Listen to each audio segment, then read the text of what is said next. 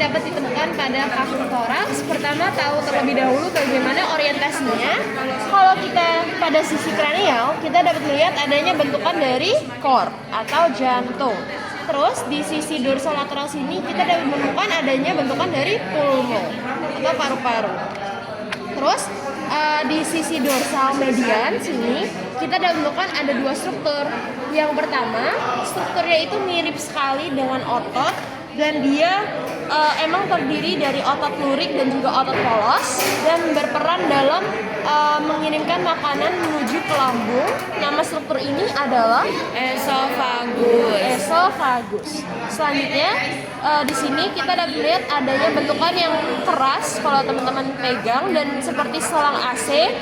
Struktur ini ciri khasnya memiliki banyak cincin tulang rawan, di mana struktur ini kita namakan sebagai trakea, di mana nanti trakea yang akan berperan dalam saluran pernapasan. Nanti udara akan masuk dan trakea itu akan mengirimkan udara tersebut menuju pulmo agar nanti udara dapat terjadi pertukaran antara CO2 dan juga O2. Oke, jadi itu untuk struktur-struktur yang ada secara umum. Oke, selanjutnya kita bahas lebih mendetail mengenai organ trakea. Oke, di sini kan ada trakea. Nah, trakea itu kalau misalnya pada hewan ruminansia, jadi kayak kambing, domba, sapi, mereka memiliki memiliki struktur tambahan. Jadi sebelumnya teman-teman harus tahu bahwa untuk organ pulmo sendiri itu dia kan dibagi atas beberapa segmen. Nah, kalau misalnya pulmo yang dexter, lobus dexter, dia kalau pada hewan ruminansia jumlah lobusnya ada 4. Itu ada lobus cranialis, ada lobus caudalis, ada lobus medius, dan ada lobus accessorius. Itu kalau misalnya pada hewan ruminansia dan kebanyakan hewan lain. Nah, kalau misalnya pada hewan kuda, dia tuh unik karena dia tidak memiliki keberadaan dari si lobus accessorius. Jadi kalau pada hewan kuda, lobus pulmodexternya cuma ada 3. Nah, kalau lobus yang sinister, dia hanya ada 2. Ada lobus cranialis, ada lobus caudalis. Dan di ventralnya tidak dapat ditemukan lobus lain. Oke, jadi ingat, secara umum lobus pulmo itu ada 4, kecuali pada kuda dia cuma ada 3. Karena nggak ada lobus, nggak ada lobus kuda. Kuda, salah ngomong. Medius. Kak cium nih, udah tak coret. Lobus medius. Kenapa aku bilang susah? Maaf. Lobus medius. Ralat. Jadi nanti kalau kuda tuh kayak cuman kranial, caudal, dan accessorius. Maaf. Oke, selanjutnya kita bahas mengenai trakea. Tadi kan aku bilang kalau misalnya pada trakea ruminansia kita dapat menemukan struktur khusus di mana dia akan membantu dalam. Nah, ini kelihatan nih. Kelihatan nggak? Kemarin kan nggak gitu kelihatan ya. Arpin sama aku kemana ya? Tinggalin di. Oke, jadi trakea kalau misalnya pada hewan ruminansia akan memiliki cabang pertama, di mana cabang ini itu terletak pada lobus cranialis pulmodexter. Lobus cranialis pulmodexter yang ini. Kelihatan cabangnya semua? Ya, kalau mau difoto juga boleh. Nah, nama struktur tambahan ini kita sebut sebagai bronchus trachealis. Jadi struktur ini dapat ditemukan pada hewan ruminan dan juga pada hewan babi. Di mana fungsinya adalah untuk membantu meningkatkan efisiensi udara yang masuk. Seperti itu. Karena kan kalau teman-teman perhatiin ya, pulmo ini kan banyak segmennya. Nah, otomatis agar udaranya dapat tersebar secara efisien, kita butuh struktur tambahan. Karena dari caudal ke cranial itu kan lumayan ada banyak pembatasnya. Jadi seperti itu fungsi dari si bronchus trachealis. Oke, selanjutnya kita udah tahu ada struktur tambahan di pulmodexter, lobus cranialis. Jangan lupa kalau misalnya nanti uprak, jawab lobusnya tuh harus full. Kayak lobus cranialis, pulmodexter atau pulmo sinister. Oke, selanjutnya kita di sini. Nah, ini kelihatan juga, ada yang ke kiri, ada yang ke kanan. Oke. Nah, jadi nanti trakea ini akan bercabang menjadi 2. Nah, titik percabangannya atau pangkal percabangannya tepat di sini kita dapat menemukan suatu struktur interseksi atau pertemuan antara dua cabang. Nama struktur ini kita sebut sebagai bifurcatiotrachealis. Bifurcatiotrachealis. Oke, selanjutnya setelah melewati bifurcatiotrachealis, trakea bercabang seperti ini, 1, 2. Nama cabang kecil ini kita sebut sebagai bronkus. Nah, baru kalau kita lebih dalam lagi, tapi strukturnya nggak kelihatan kalau dari sini, dia akan berubah menjadi ranting-ranting kecil yang kita kenal sebagai bronchiolus. Lalu bronchiolus akan bercabang lagi menjadi alveolus, di mana akhirnya akan terjadi pertukaran udara antara CO2 dan juga O2 seperti itu. Oke, itu untuk trakea. Selanjutnya kita bahas mengenai pulmo. Oke, kita bahas mengenai pulmodexter dulu. Pulmodexter tadi kan ada 4 segmen. Untuk segmen yang pertama yang terletak paling dekat dengan organ core di sini, nama lobus ini adalah lobus Cranialis. lobus cranialis. Oke, selanjutnya yang paling kaudal sini dan dia ukurannya paling besar kita sebut sebagai lobus Caudalis. Oke, jangan lupa lobus cranialis namanya lobus apikal dan yang caudalis namanya lobus. Oke, dan terakhir di sini kita dapat menemukan suatu lobus yang dia tuh terletak di tengah-tengah yang dinamakan sebagai Lobus medius. lobus medius. Tidak ada pada hewan Kuda. Ya. Oke, dan terakhir di sini kita dapat menemukan suatu lobus tambahan yang dimiliki pada sisi dexter yang kita sebut sebagai Lobus accessorius. Oke, selanjutnya kita bahas mengenai yang ada di sinister. Pada kranial sini kita dapat menemukan suatu struktur lobus, suatu segmen dari pulmo yang dekat dengan core yang kita sebut sebagai Lobus cranialis. Selanjutnya di sisi kaudal ini yang besar kita dapat menemukan suatu struktur yang kita sebut sebagai Lobus caudalis. Oke, jadi itu untuk segmen-segmen dari si pulmo. Selanjutnya kita akan membahas mengenai fasies-fasies yang ada pada pulmo. Pada sisi lateral sini kita dapat menemukan suatu permukaan yang dia akan bertepatan dekat dengan koste. Nama permukaannya kita sebut sebagai Fasies costalis. fasies costalis.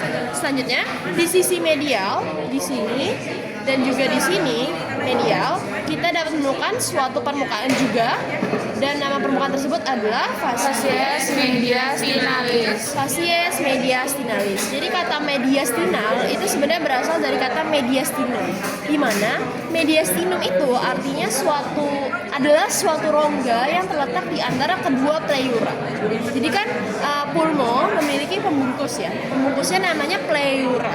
Nah, kan ini kan pulmonya dilebisi oleh si pleura tadi.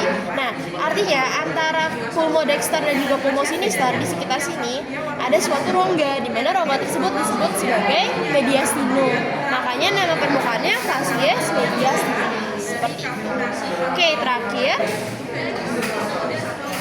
permukaan terakhir ini yang kita sebut sebagai fasies diafragmatika karena permukaan ini yang akan berdekatan atau bersinggungan dengan diafragma tadi seperti itu.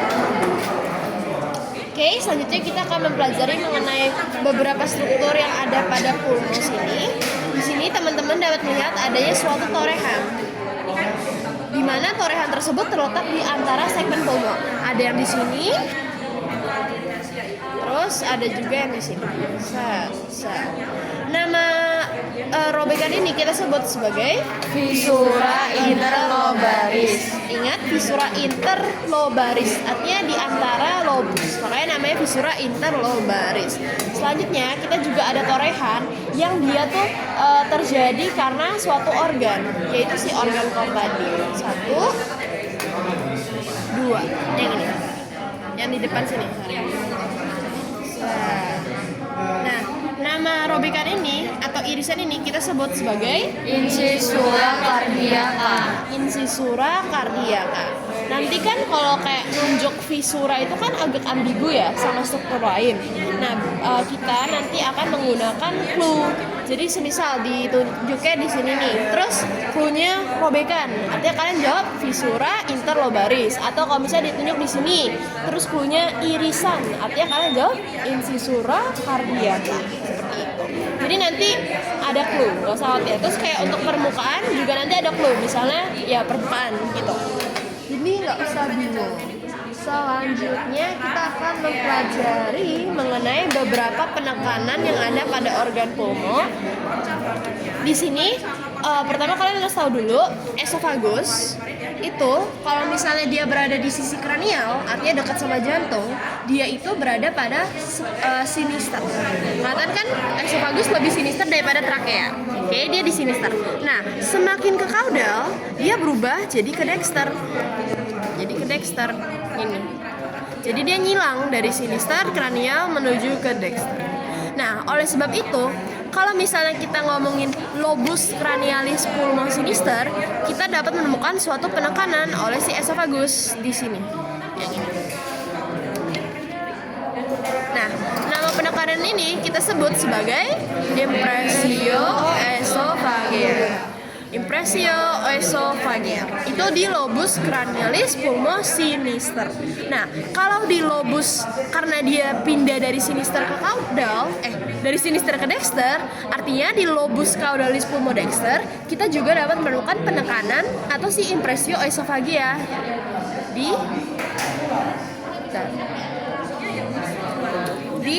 dia tuh lebih ventral. Di sini.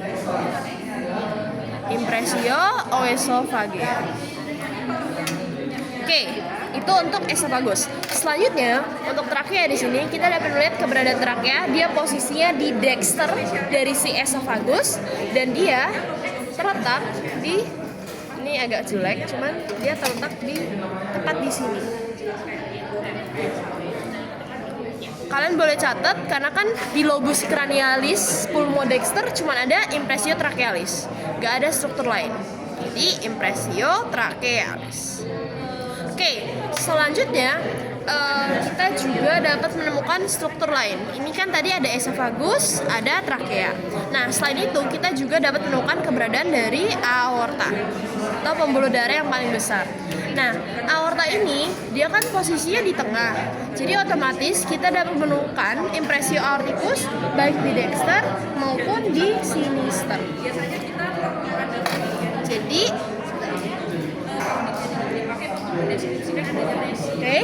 jadi di sini ini aorta. Kita dapat menemukan dia ada di lobus caudalis pulmo sinister di sini.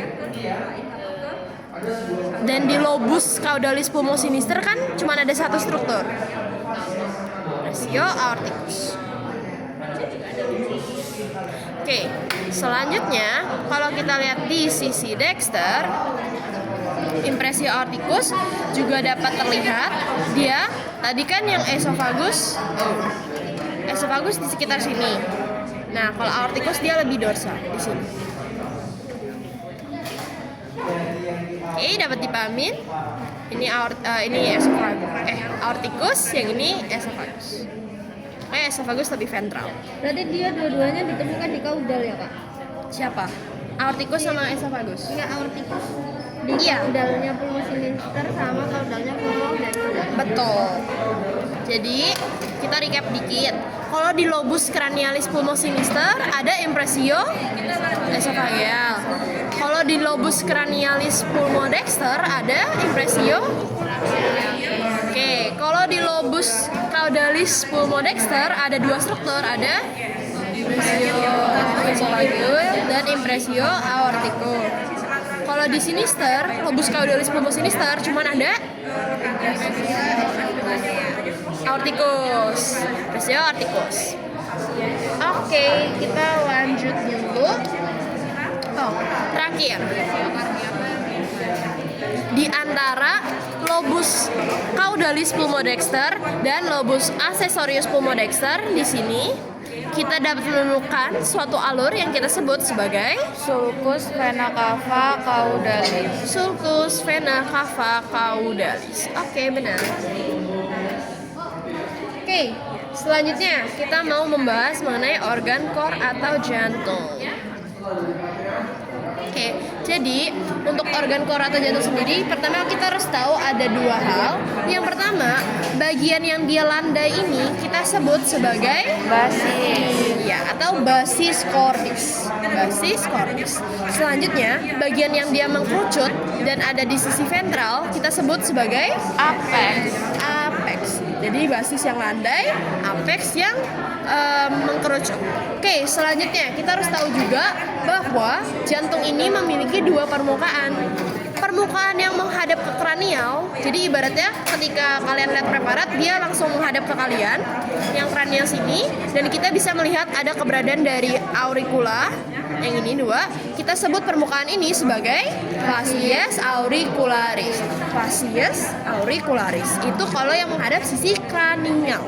Nah, kalau kita lihat yang menghadap ke sisi caudal, yang ini, permukaan ini kalau kalian lihat lebih kelihatan bentukan atriumnya, tapi ini tertutup lemak. Nah, nama permukaan ini kita sebut sebagai facies atrialis. Facies atrialis dari kata atrium, makanya namanya atrialis. Oke, jangan lupa yang yang langsung menghadap ke kalian itu facies auricularis, dan yang kalau harus dibalik itu facies atrialis. Oke, selanjutnya jantung sendiri ini memiliki berapa ruangan? 4. Oke, jadi kalau pada hewan mamalia ruangan jantung tuh ada 4. Kalau ikan ada 2. Betul. Oke, kita bahas dulu bahwa jantung ini seperti organ visceral lainnya memiliki suatu jaringan yang akan melindungi dari jantung. Nama selaput ini kita sebut sebagai Perikardium. perikardium. Nah, perikardium ini Ya.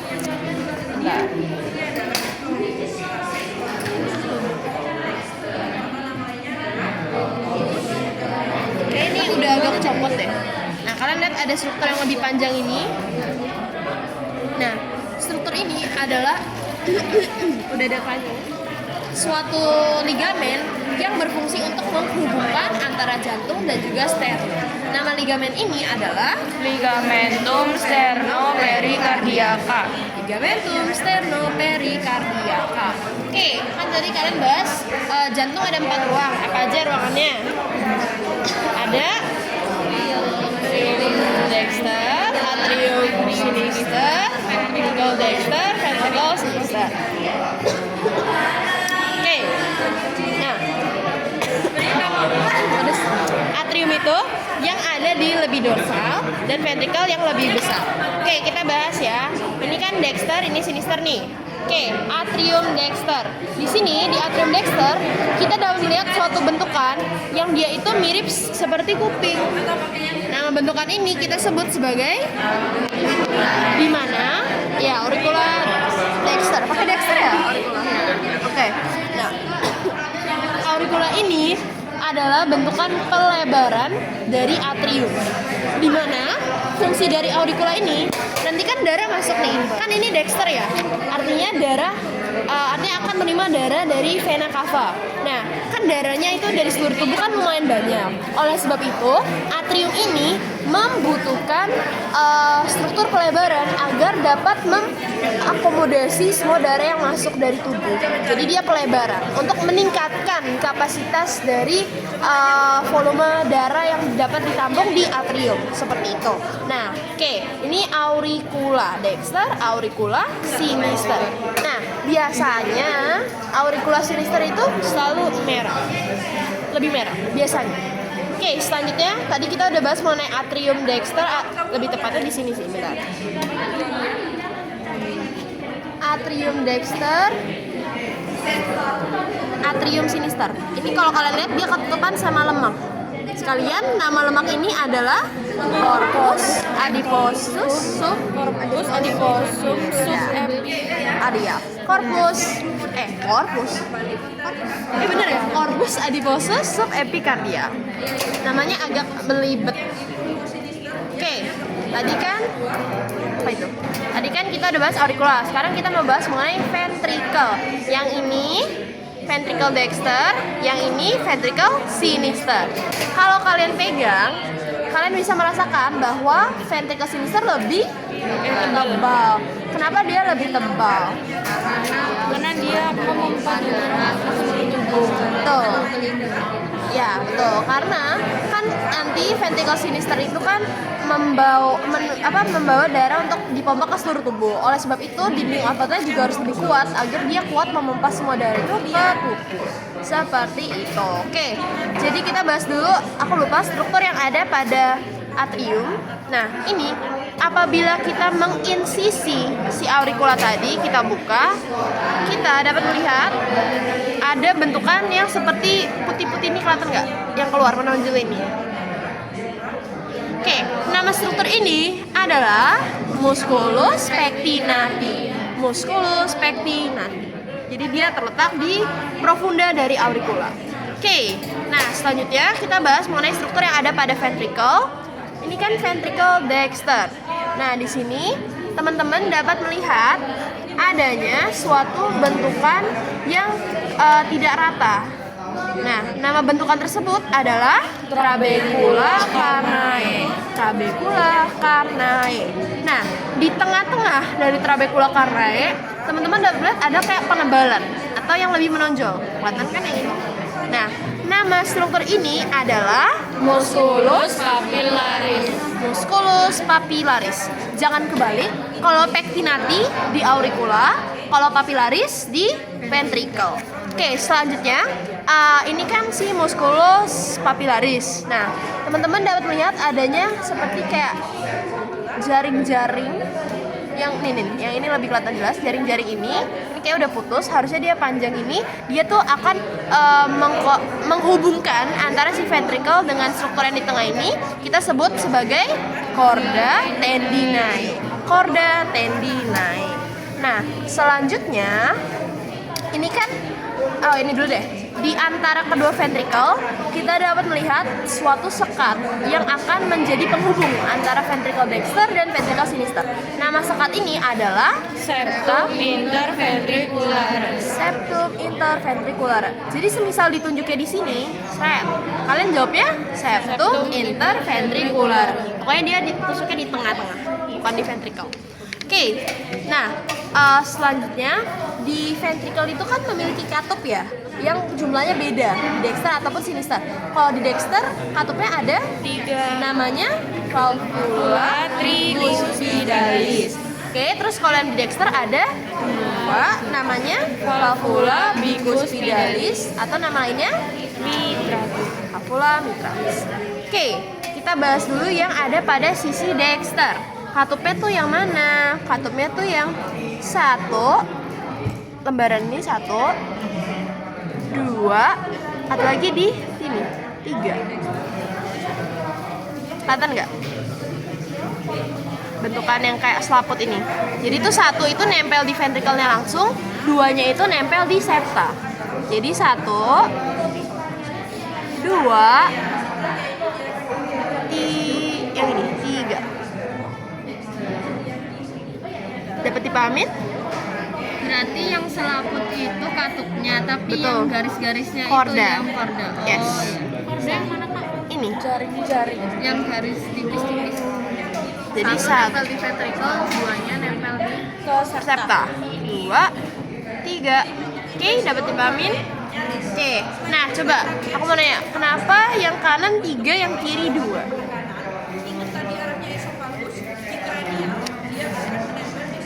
Kenapa coba? Kan yang kiri lebih tebal. Tapi kenapa dia cuma 2? nggak tahu. Oke, jadi penjelasan sederhananya gini. Kan otot yang kiri itu kan dia lebih tebal, otomatis dia lebih kuat. Jadi dia nggak butuh sebanyak itu katupnya untuk membantu dalam membuka tutup. Sementara yang dexter itu kan tipis ya dindingnya. Jadi dia ibaratnya ototnya nggak sekuat itu untuk memompa. Makanya katupnya butuh 3 untuk membantu menstabilkan perbedaan tekanan yang ada di antara atrium dan juga ventricle. Penjelasan sederhananya seperti itu. Jadi karena dinding yang sinister lebih tebal gitu. Oke, kita lanjut sekarang ke yang di ventricle sinister. Di sini bentar. Nah, kita dapat menemukan katupnya, jumlahnya tuh ada 2. ada satu lagi tuh yang ini 2. 1 2 1 2. Oke. 1 2. Oke, dapat dipahamin? 1 Muskulusnya 2. Nah ini muskulusnya jujur kenapa agak hilang ya? Kayaknya lihat gak ini kan? Ini harusnya masih bisa dibuka gitu loh lapisannya kayaknya. Coba kita buka. Karena dia masih kebelit. Aku nggak bawa blade lagi. Kayak dia ketutupan di sini deh. Atau strukturnya kepotong. Soalnya di sini nggak kelihatan juga. Tapi kita nggak akan menggunakan struktur yang nggak ada. Jadi nggak usah khawatir. Pasti si ini ya jelas. Si apa papilarisnya. Oke? papilaris di sinister dexter ada semua kan? Ada. Oke, coba siapa yang ingat alur perjalanan darah dari jantung? Dari aorta pulmo. Aorta pulmo. Arteri pulmonalis. Oke, arteri pulmonalis. Terus ke ventricle. Belum. Yang bawa darah balik vena atau arteri? Vena. Oke, coba aku jelasin ya. Oke, jadi kita anggap perjalanan dari atrium dexter. Oke, atrium dexter menuju ke ventricle dexter. Dari ventricle dexter dia menuju ke arteri pulmonalis, di mana arteri pulmonalis akan membawa darah menuju ke pulmo. Nah, setelah itu kan terjadi pertukaran gas CO2 jadi O2. Nah, setelah dari pulmo, darahnya harus dibawa balik ke jantung menggunakan si vena pulmonalis. Vena pulmonalis akan menuju ke atrium sinister, baru atrium sinister menuju ke ventricle sinister. Setelah itu ventricle sinister akan menuju ke aorta. Oke, dapat dipahamin? Ingat, yang sinister itu ke seluruh tubuh, yang dexter itu ke pulmo. Oke, kita bahas mengenai sulcus. Oke, jadi di septa, baik di facies auricularis maupun di facies atrialis, kita dapat menemukan suatu alur. Apabila dia ditemukan di facies auricularis yang ini, nama alur ini adalah Sulcus interventricularis sulcus interventricularis paraconalis. Ini kalau di facies auricularis. Oke, selanjutnya kalau dia di facies atrialis, sulcusnya itu yang ini, yang agak belok. Nah, kalau misalnya dia di facies atrialis, nama sulcusnya adalah sulcus interventricularis subsinosus. Sulcus interventricularis subsinosus. Oke, betul. Nah, selanjutnya jantung ini kan nanti pasti ada arteri yang akan memvaskularisasi si jantung. Ini dapat kita temukan 1, 2, 3, banyak lah. Nah, nama arteri yang memvaskularisasi jantung dikenal sebagai arteri koronaria. Arteri koronaria. Nah, ini fun fact aja, nanti kayak harusnya kalian belajar di PAV.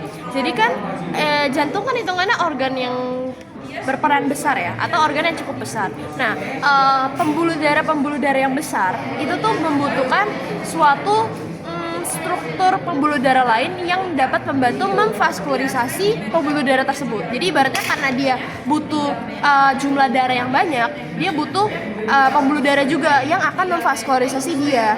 Dimana struktur tersebut itu mikroskopis. Jadi kalian nggak bisa ngeliatnya, cuman nama pembuluh darah yang akan memvaskularisasi pembuluh darah besar lainnya kita kenal dengan vasa vasorum.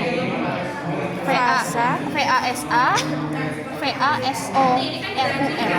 vasa vasorum. VASORUM. Ya. Jadi pembuluh darah tersebut akan memvaskularisasi pembuluh darah lain. Khususnya kalau misalnya dalam pembuluh darah yang besar. Seperti itu. Oke, apa yang belum aku bahas? Selanjutnya, bentar. Oke, udah, jadi kita kalau ulang dikit, kalau di auricula di sini kita buka, maaf yang ini, kita dapat menemukan struktur otot yang kita kenal sebagai musculus pectinati, betul. Terus kalau kita buka ventricle-nya di sini, kita dapat menemukan namanya musculus papillaris. Terus yang jaring-jaringnya kita kenal dengan chorda tendinae. Terus yang selaputnya kita kenal dengan valvula. Oke, itu untuk jantung. Sebelum aku lanjut ke vaskorisasi, ada yang mau ditanyain nggak untuk jantung?